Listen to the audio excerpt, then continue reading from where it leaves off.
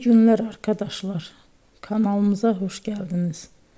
Bugün yine sizler için yepyeni videolarla karşınızdayım.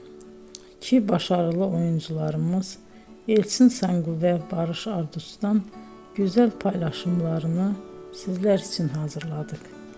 Elçin Sangu, Sevdim Alabora, Yalancı ve Mumları, Kiralık Aşk, İyi Günde Kötü Günde bu dizilerde rol almış ve herkes tarafından çok beğenilmiştir. Biz de Elçin Sangu ve Barış Ardus'tan en güzel sempatik fotolarını sizler için hazırladık.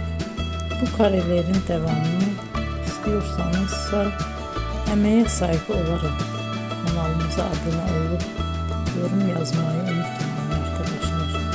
Teşekkür ederim.